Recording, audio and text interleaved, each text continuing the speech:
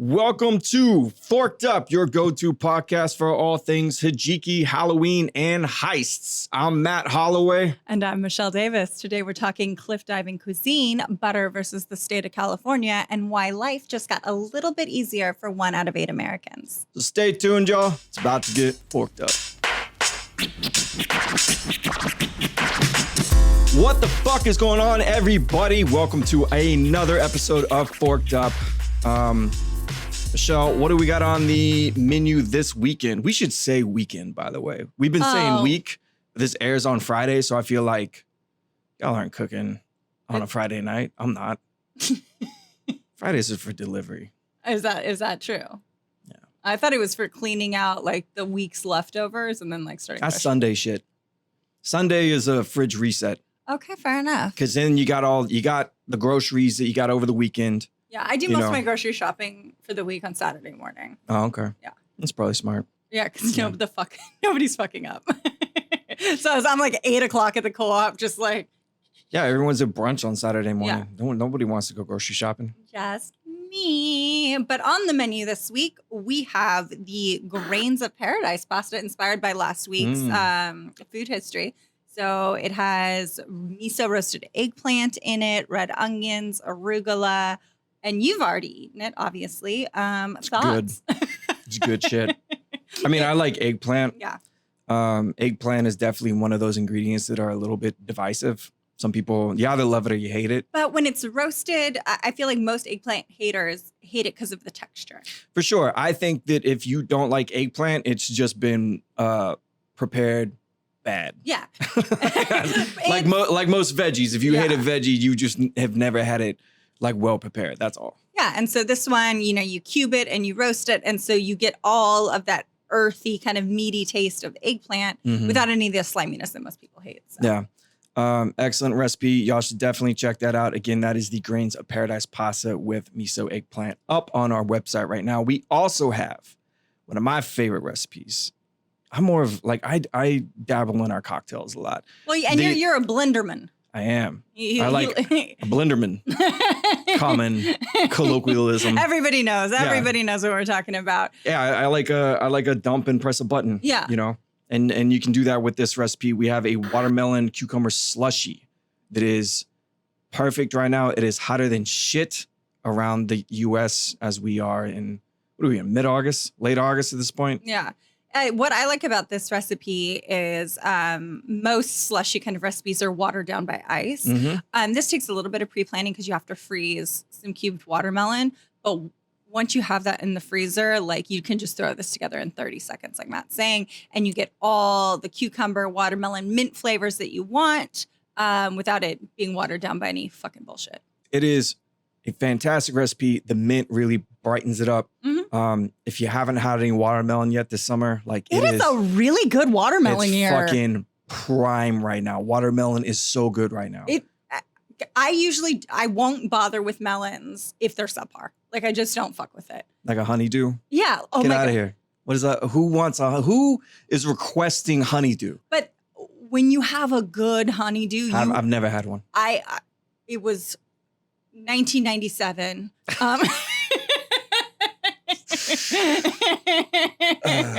But when you have a really good melon, you're like, oh shit. Like that's why candy's flavored after this. And that is how watermelon is tasting right now, guys. Don't fucking sleep on it. You know who's pushing honeydew on us is Edible Arrangements. They got stock in honeydew or something. What? Because who's still doing that? People. For sure. I literally had a conversation with someone a couple weeks ago about a gift for not our generation. I do feel like Edible Arrangements is generation specific. Oh, that you only give it to 50 plus? Yeah. Okay. They fucking love that shit. Yeah. They get a basket full of like nonsense. Fruit. Yeah, and cantaloupe. We don't want that. Yeah. People 50 and younger, no interest. Yeah. But older, they're like, I can eat it. But the day you turn 51 and you get a fucking basket of chopped up honeydew on your front porch, you just lose your mind. And a Tommy Bahama shirt, and then you're just like, fuck yes. Yeah. But yeah, honeydew, I'm not here for it. But yeah, go check out the watermelon cucumber slushie recipe, also up on our website, badmanners.com. What have you been up to, man? Nothing. Just trying to play catch up since I got back from summer vacay, which I told you that I was in Tahoe. Yeah. And while I was I thought there, you were going to be like, but I wasn't. I was in Argentina. Yeah. Pull the sneaky on you. While I was in Tahoe, I went cliff jumping, like into the water, which was scary and also just on rocks. Yeah. Just jumping from one rock to another rock. No shit on water, bro. Yeah. You don't say. But it made me think of, did you ever watch that South Park episode of Casa Bonita? It made me think of that. Yeah. And ironically, like literally last week, the creators of South Park just bought Casa Bonita, the restaurant, because they filed for Chapter 11. Well, it's a chain, right? Yeah, and yeah. It's in Denver, Colorado, but it originally started in Oklahoma. And then I think it was in... God bless Oklahoma. Yeah. Some of y'all may know my father's from Oklahoma, so I've spent a decent amount of time there. Lovely flat state. But yeah, so the creators of South Park are buying Casa Bonita to keep it alive. Oh, that's awesome. Yeah, because it was going bankrupt. And like, I don't know if y'all have never seen that South Park episode, but it is like, it's one of the classics. And like, there's cliff divers in the restaurant. And I had to do some research on it when I was reading the article, but the cliff divers are jumping from 30 feet. I'm not impressed. I was jumping at 40 feet in Tahoe. So well, when your girl Casa Bonita hire me as one of your divers, and we can work this deal out in like, I don't know, enchiladas or something. Well, when your girl was 16, she jumped off a bridge at 50 feet. So where? Because there's a bridge in Tahoe that people jump off of. Yeah. I don't know what that height is, but no, it was in Oregon. I had a girlfriend who jumped incorrectly in her swimsuit, went up her chute, and she had a bloody asshole. It's true. I'm not saying her name. To get a bloody asshole during summer, that's not the preferred method. And it was kind of towards the beginning of this trip. And so she had to rock that just the rest of the... Oh, absolutely. And she was so whiny about it. None of it. We're 16-year-old sociopaths. We had no sympathy for her. Yeah. Sorry. You know who you are. But isn't that fucking rad that Matt and Trey are scooping up Casa Bonita? Like they don't need to do that. They're so well off. They just signed like $1 billion deal with Viacom. Oh yeah, it was for, crazy. Like, 13 more seasons or something. So they by no means do they need to get involved in the restaurant industry. But no, what a fun little side project. And I mean, it's kind of I've always heard of Casa Bonita said in the same breath as South Park because I'm from California and not from Colorado. They actually, they went to Casa Bonita because Matt and Trey love it so much. And they were like, hey, we want to do an episode where we feature the restaurant. Are y'all cool with that? Oh. Yeah. So Casa Bonita was like, you know, they were like with South Park. So 50-50 of them either making fun of you. Yeah, it's like going on the Daily Show. Yeah, you're like, or like you get a call to go on like, you're like, hey, I got 2 tickets to Jerry Springer. And you're like, uh-oh. Were you in the audience? Yeah. I may not want to go. That is a very age-specific reference. Do they even have, like, what's still on the air? Maury? Yeah, Maury is still on the air. Steve, the bodyguard from Springer, got his own show. Yeah. And I think that's still on? I don't know, guys. I don't know. Daytime television. Yeah, and Hanny Clay. But what's up with you, Michelle? How you been? Like since I've been back and I've been spending a lot of my time just kind of in the back office, like in my own shit. But like I haven't really seen you this last week. What have you been up to? I mean, I've been testing some amazing new recipes for you guys. We have a sweet one coming up that I'm very excited about, using some more summer fruit. Yeah. And I cooked some recipes out of our brand new book that is coming out this November. This Brave weekend. New Meal. Go pre-order that shit. We have a pre-order incentive we're going to announce. I don't think we can do it yet. But that's what Matt was working on when he was saying he was working on his own little project in the back. That's not our project. book 4 related. Yeah. But yeah, we can't talk about it, but there will be, if you pre-order. We can't talk about it, continues to talk about it. But I won't talk about it. If you pre-order book 4, Brave New Meal, you will get a gift from us, regardless of when you pre-order. So if you already did it, and it doesn't matter what retailer. Yep. anyone. So stay tuned to that. But yeah, I was, my girlfriend came over for dinner and I cooked a recipe from the book. And she's like, this is a banger. Which recipe was it? It's the fasulakia. That is a banger. Yeah. She's not wrong. No, I did that. I did some rice, big salad as always. Yeah. But guys, people unfamiliar with fasulakia, explain the dish. It's a green bean dish. It's Greek. It has potatoes in it. It's simmered all together in this tomato sauce with oregano and mint and parsley. And the ingredients sound so simple. Mm-hmm. And you're just like, oh, I know what this is going to taste like. You think it's going to taste like green bean casserole? Yeah, it doesn't taste like it's so fucking bold and vibrant. And like there's a lot going on it. The texture, I like the softness of the potatoes, and the crunch of the green beans. And the tomatoes, like, they flavor everything with that acid from the tomato. And then the potatoes soak it up. And it is just such a decadent and lovely dish. And so simple. Honestly, like you're saying, people think it'll taste like a green bean casserole. But this book comes out in November. And when I was making this weekend, I was like, damn, like I want this on the Thanksgiving spread. Mm-hmm. Like it is so good. I served Thanksgiving needs a serious fucking facelift. But this has, the potato and the tomato, like it just people bring to the table. It would go with stuffing, but it would stand on its own. And I served it with rice, like I said. But I think it would be just as lovely, just with like a side of crusty bread, like any of those things. It was so good. I wasn't hungry for dinner when I got home, but I had some leftovers and I ate it anyway. And if y'all want the recipe to that fasulakia, you got to pre-order the book. Go check it Brave out. New Meal, wherever books are sold. It is on Amazon, like I said, on Insta to a few people. But very strongly encourage you to support your local mom and pop bookstore.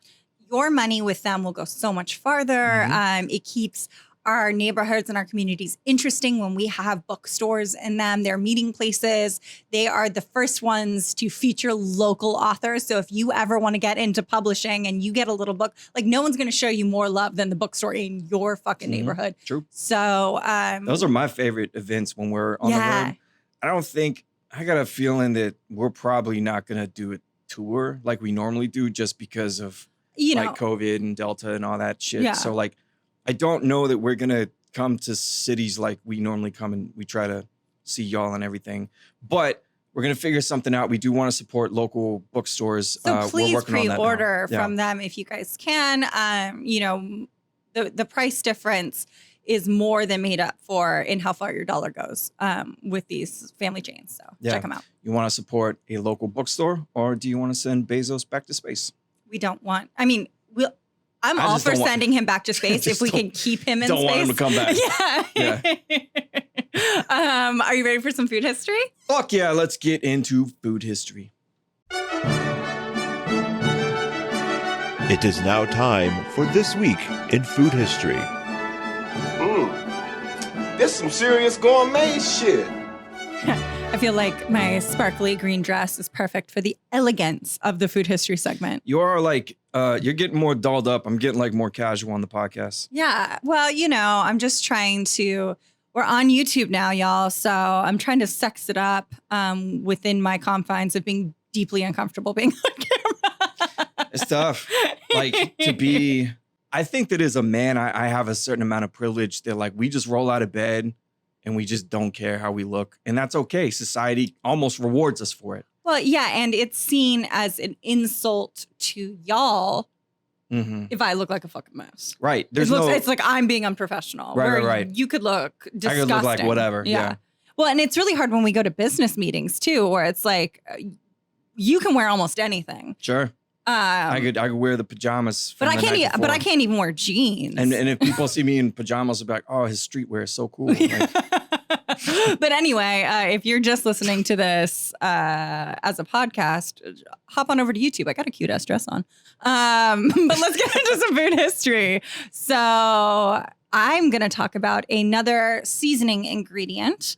Very linked to human evolution, and that is capers, y'all. So you might see these guys in salads.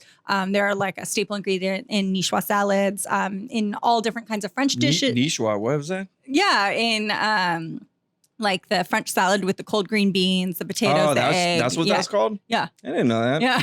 Learn something new every day. I mean, it's in all kinds of puttanesca. It's in puttanesca. Capers are in all kinds of dishes, all kind of Mediterranean foods. I got to teach you something today it rarely happens, but when we were doing the intro, you didn't know what hijiki was. Well, I did know what it was. You just didn't know what it was called? I didn't think you knew what it was, so I thought it was something else. I do mispronounce shit all the time. So I was like, there's no way Yeah. he's talking about seaweed. But anyway, capers. Mhm. So capers are a weird as fuck flavoring agent that all y'all need to know about it. And I think most people have no fucking clue what a caper is. capers can make or break a sandwich. Yes. So capers have been eaten by humans for millennia. The caper bush is thought to be native to the Mediterranean basin, but its range is enormous. So capers can be found growing on the Atlantic coast of the Canary Islands, in Morocco, to the Black Sea, to Crimea, Armenia, Caspian Sea, Iran. People, like scientists, assume that they originated in the dry regions of Central Asia, Mhm. but humans have been moving with capers and scattering them everywhere for so long that they feel native to everywhere. Capers have been written about throughout antiquity. Pliny the Elder mentioned them in his writings on botany at the turn of the millennia. Like, they're mentioned in the Bible. Mm. Yeah. But okay, what the fuck are they? So capers are actually immature green flower buds of the caper bush. I don't think I've ever seen a caper bush. I saw capers growing wild for the first time in my life when I was in Greece a couple of years ago. Oh, yeah? And I was in a parking lot and I looked down and they were growing like through the cracks of the parking lot. Like the only reason I recognized them is because I had been served a salad recently that had a caper leaves on top of it. And so I recognized the leaf on the bush. And then I looked closer and I could see the little immature The flower little buds. Yeah.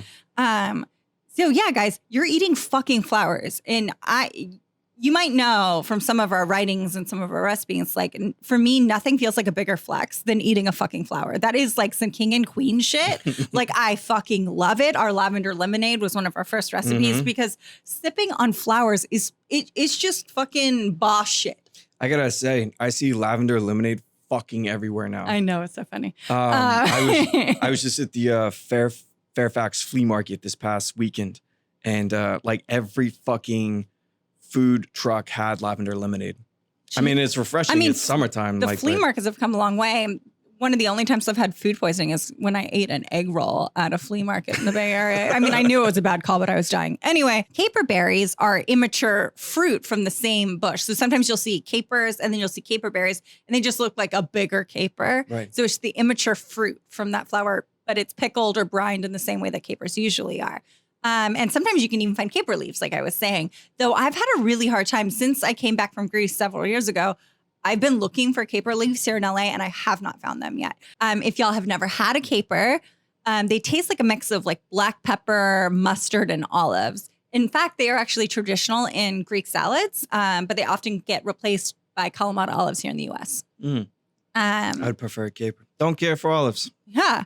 In antiquity, they were believed to be an aphrodisiac and to help stop gas, which I think might have been the same thing. Mm-hmm. You know what I mean? It's two sides of the same coin there. It was like, Sure. They make you horny because your partner's not farting anymore. Yeah, no one's bloated and gassy and feeling super horny. Yeah. So, you know, two birds with one stone kind of situation there. The worst sex I've ever had in my life was after an all-you-can-eat Indian food buffet during a heat wave. It wasn't it was the buffet's fault. It wasn't the Indian food. That was some rough stuff. I could have used some capers. But because the plant can grow in all kinds of shitty soil and arid climates, there's never been any terrible wars for capers. You know, there's no...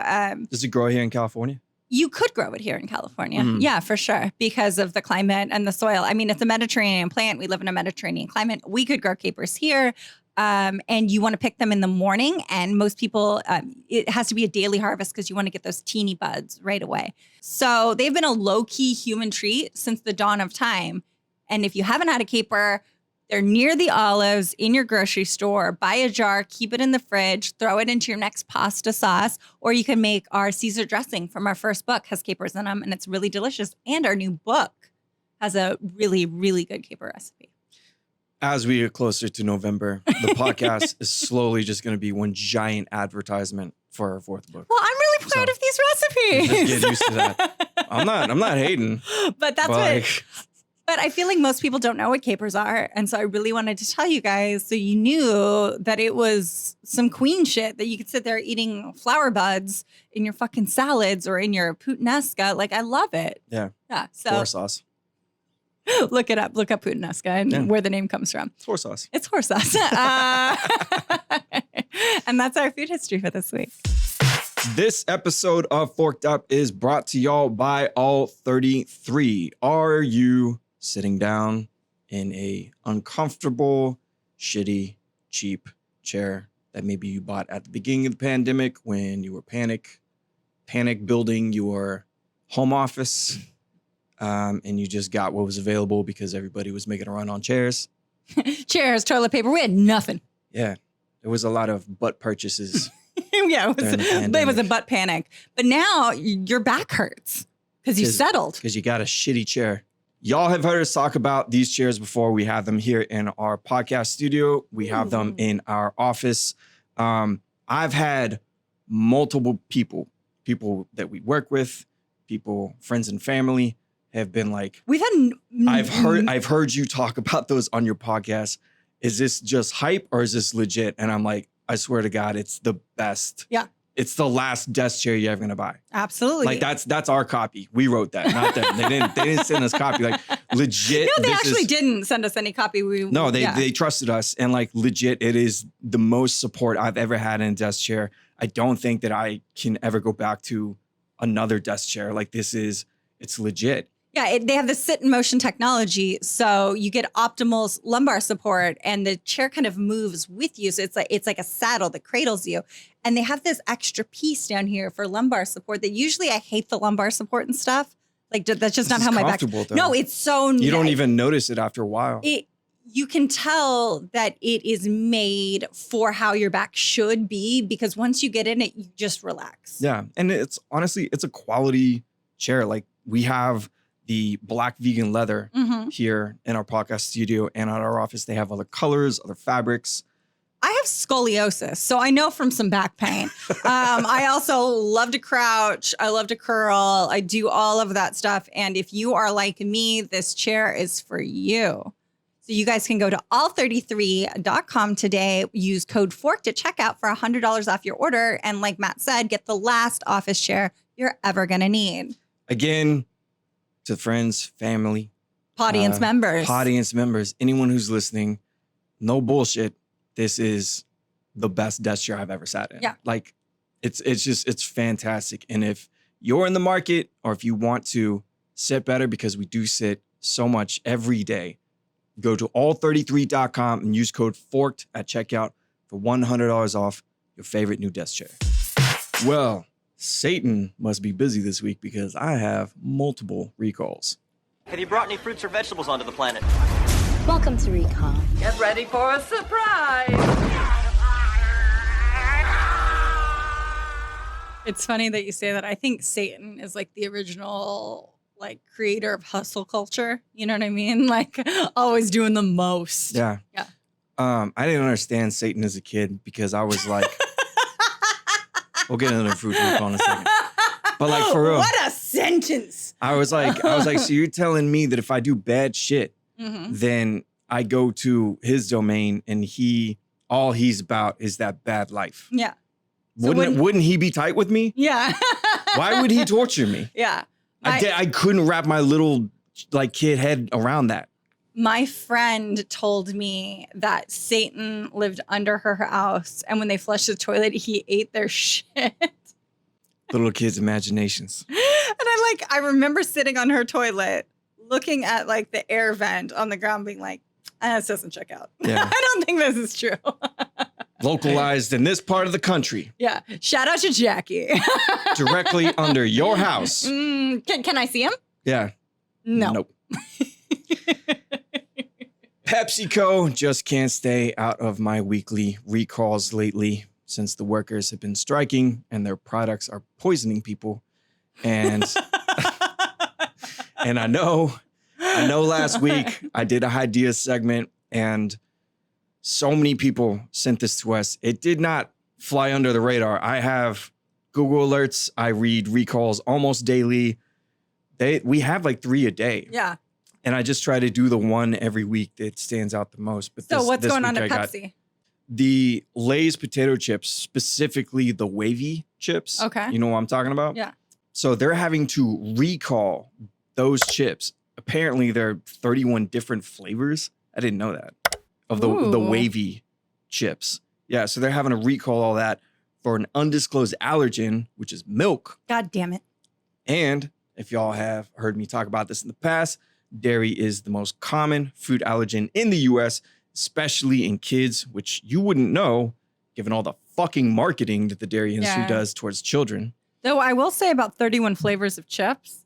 Every other country on earth seems to have ketchup flavored chips, which I fucking love. Canada, I'm going to give you credit. I feel like they spearheaded the ketchup chips. Yeah. And I fucking love them. And I don't know why they're not here. I mean, I don't want them with milk in them, but fix this. Yeah.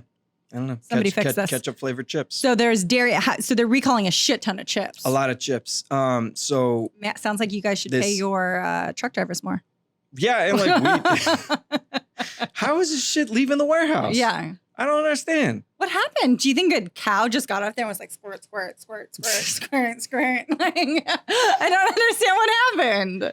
No, it's what this is. Like so many times they do a recall and it's an undeclared allergen. It's just a fucking typo. It's just someone who has a desk job and they're doing the labels. Or do you think and there's they're not- always been milk and then they just realize they're smoking all this stuff? No, it's 100% like a new label like got it. problem. And like it's like not for nothing, like 1/3 of the US population is lactose intolerant. It's like, it's higher around the world. yeah. So I don't know, pretty big fucking thing to leave off your label. And some people have gotten sick, but no one's died. Okay. That'd be a terrible way to go. She loved chips. A milk potato chip does you in. People have people a used really- to die of diarrhea. I mean, can you imagine? Can you imagine? People still, I mean, probably globally die of diarrhea, but like, that's just like, that is, I'd be so sad. Just be like, Oh, God damn it. tell her I People- loved her. Oh my God, what? People used to die of diarrhea, and y'all won't take a miracle life-saving vaccine. People used to shit themselves to death. I don't want it. And y'all don't want a vaccine because I don't know what's in it. You don't know what's in any of the thing. Name one thing that you know what's in it. Anything. One thing. Oh wait. People used to ask me if peanut butter was vegan. All the time. Y'all, there's no butter in peanut butter. Like, get your shit together. Anyway, yeah, nobody knows what's in anything. Milk potato chips being recalled by Frito-Lay and PepsiCo. Enemy of the pod. Because they can't stay out of the fucking news. Yeah. Also, while I was doing this week's podcast outline, there was a recall that was announced. So I'm gonna hit this week. So I don't. There's gonna be plenty more next week. But the FDA announced a nationwide recall of frozen shrimp for salmonella risk. 9 people across 4 states have salmonella poisoning directly linked to shrimp consumption, with 3 of those consumers ending up in the hospital. So this is frozen shrimp in every state, pretty much every grocery store, and this includes any sushi that has shrimp in it. Yeah, I saw it was like Target. If you bought shrimp at Target and it's Whole like Target, Foods. Whole Foods, it's a broad fucking recall. This tells me that you're wasting your money buying shrimp at Whole Foods. You should just be buying it at Target. Stop eating sea bugs. Yeah, or that. It's weird. Yeah, They're nasty, and like I've said in the past, they're trying to kill you. it's their whole thing. Yeah, it's literally, they're made to be poisonous. And if 2 recalls weren't enough this week, I have another one. Ooh, This was sent in. the Trinity. Also. Yeah, we got a lot of recalls this week and last week because I did the ideas, but this was sent by a lot of podcast audience members. Mm-hmm. Serenade Foods out of Milford, Indiana, announced a nationwide recall of 60,000 pounds of frozen chicken due to salmonella contamination, which made 28 consumers sick, with 11 of those ending up in hospitalization. So if you have been telling yourself, maybe I'll try plant-based foods, now would probably be a good time. Well, I have some great news this week. The Biden administration just approved the largest permanent increase to SNAP benefits in the program's history. So 1 in 8 Americans is actually benefiting from the SNAP program, with 43% of those being children. So this is a huge improvement to the quality of life of most Americans. So the average benefit will actually increase by 25%. And all 48 million people on the program are going to see this benefit. That's great. 25% in your food budget is It's not nothing. you can feel that. You can feel that improvement. Like, so often when I read about like, oh, you know, they're increasing this by 10%. It's like, okay, great, but nobody's going to feel 10%. You're going to feel, if your paycheck went up 25%, you would fucking feel that. And now, you know, one of the problems with the SNAP program is 3/4 of all recipients report that they run out of their food budget in the first half of the month. And so it's that second half of the month where they're really scrimping and saving. And that's where, you know, when you're malnourished at that point, when you don't have enough food, your attention span drops, all these awful things happen. And with 43% of the recipients being children, it's important that we make sure that the SNAP program does what it's supposed to do, and it's feed low-income families and the food insecure. And so it's really wonderful that the Biden administration was able to get this through. It doesn't require congressional approval. They just passed it. It's done. And part of the reason they needed this improvement is a thing called the Thrifty Food Plan. So this is a list of 24 food groups that the government uses to estimate the cost of an economical, nutritious diet. And they haven't updated what that looks like, aside from adjusting prices for inflation, since it was created in 1963.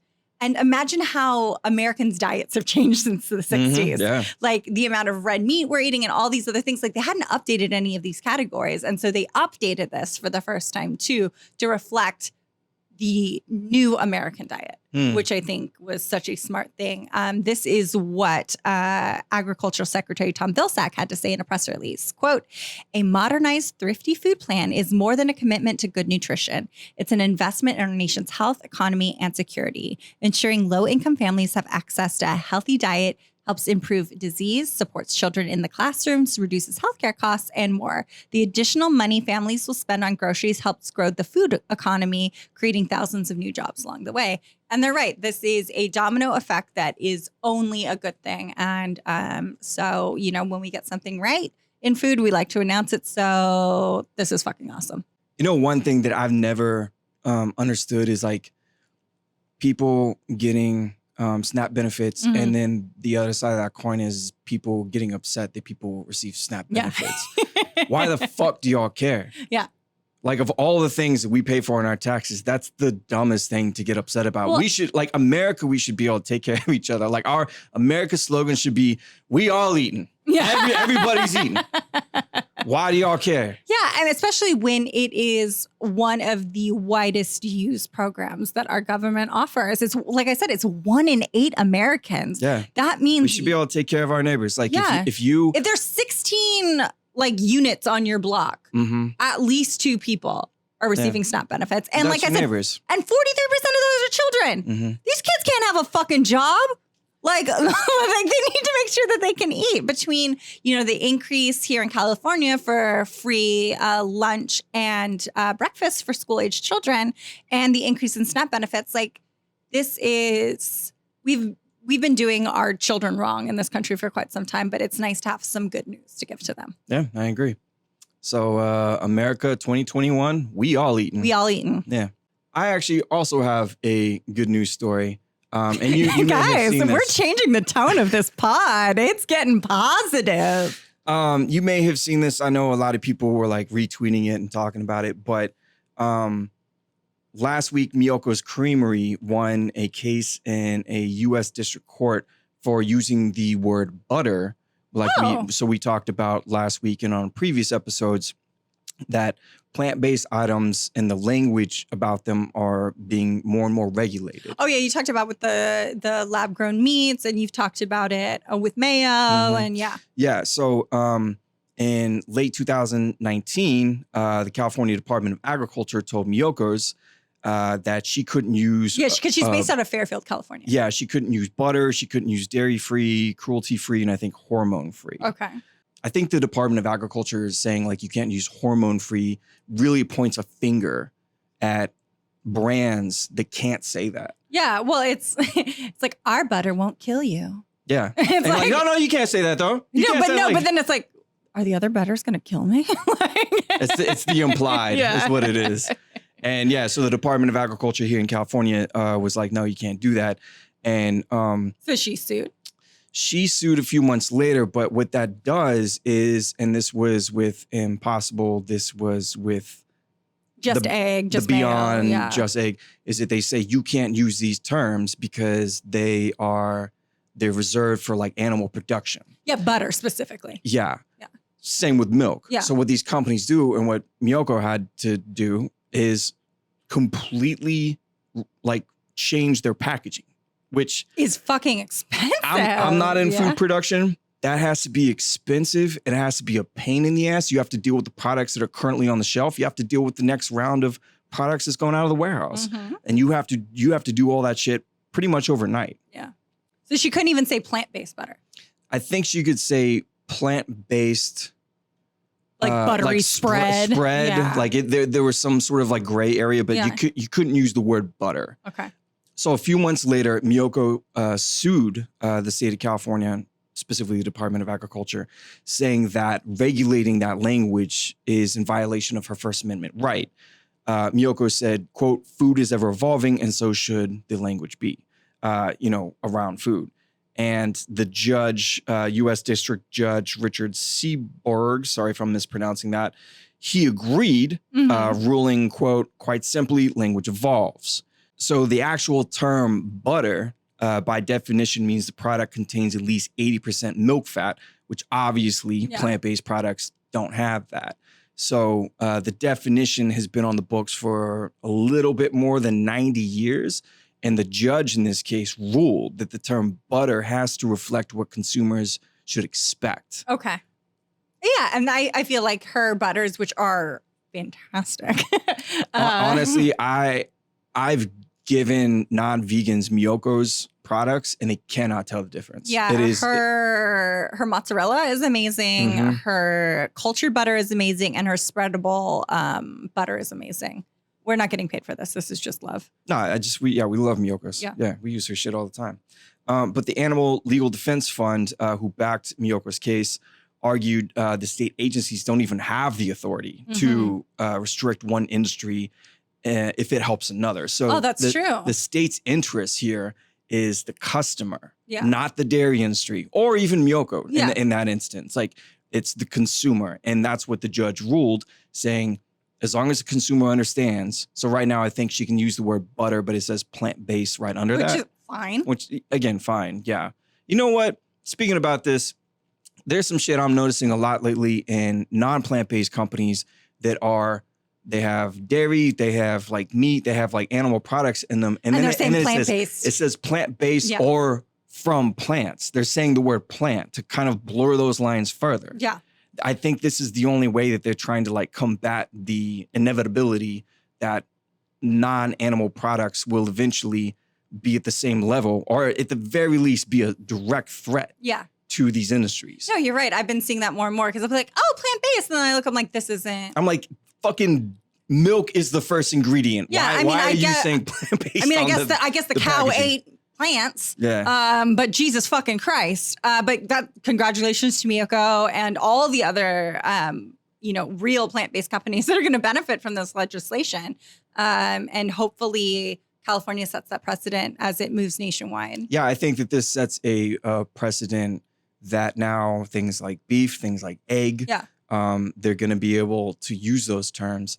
But I do think there's going to be some sort of caveat where it's like plant-based meat, plant-based egg. That's fine with me.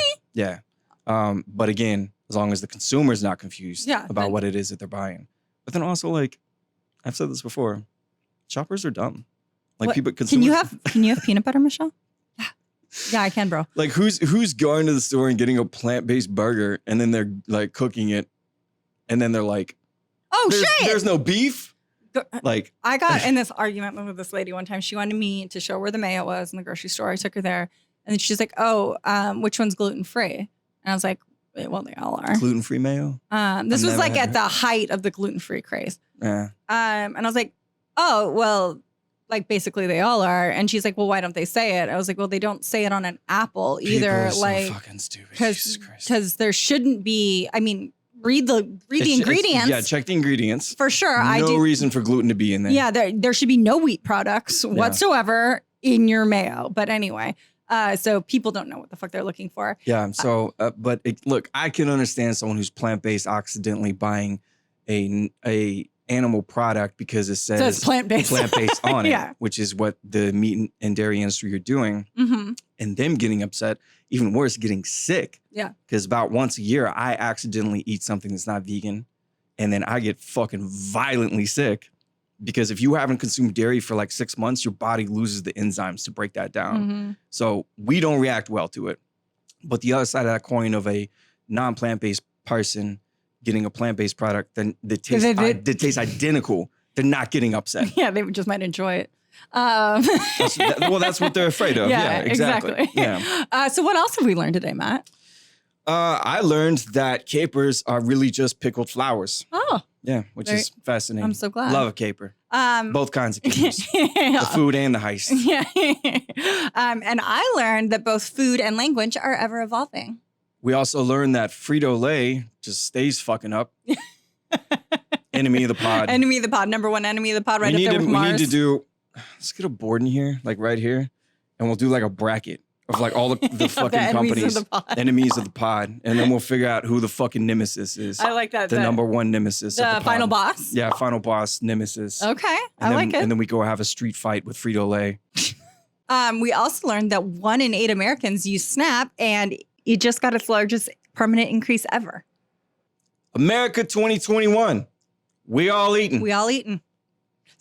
And I think that's our show for this week, Matt. Yeah, let's wrap it out. We got some top secret things to be working on right He now. really loves to talk about us doing secret stuff and then not tell you. We have guys. so much goddamn content that we can't talk about. But it's fine. Y'all are gonna love the fall. That's all I'll say. Well, shout out to our producer, Caitlin Cleveland, who makes sure this podcast and this video they're in your feeds every week, looking good. We're looking okay. You know, I'm all right. Michelle's doing great. Michelle's doing it up for y'all. Matt kind of cares. Like look, I ironed my shirt, okay? Okay. You steamed That's it. about it. Yeah, I've seen you do a push-up or two trying to get swole before we get on. I did that when we were shooting book 4, and I hate photographing myself, and I had to be in one of the photos for the new book. Yeah, we both are. Yeah, and I fucking, As always. I had to get a pump going. Yeah. I was like, I can't look bad It on was camera. so funny, guys. Yeah. Anyways. Also, shout out to our podience. Thanks for tuning in every week. And don't forget to subscribe to our YouTube channel. If you're looking at me right now and you aren't subscribing, you should be doing it. Glad to see some people are finally migrating to it. Slowly but surely. It was like you could watch like our watch list, and then it just fucking boop. Yeah. It just- Yay. Also, you can find us on Facebook, Twitter, and Instagram at Bad Manners Food. Also, we're flushing out that We're on that Pinterest. What's up, baby? Finally. What's up, all the moms out there? We love you. Yeah, getting your mood board, your meal planning. We're on Pinterest now. We're trying to figure out how to be more active on there. We have a meeting with them this week. Yeah. So we'll be more active on Pinterest. Also, all of the recipes mentioned in this episode, including the Grains of Paradise pasta here and the watermelon cucumber slushie, also seen here, are available on our website, badmanners.com. Go check them out. So stay hungry, keep cooking, and we'll see y'all next week.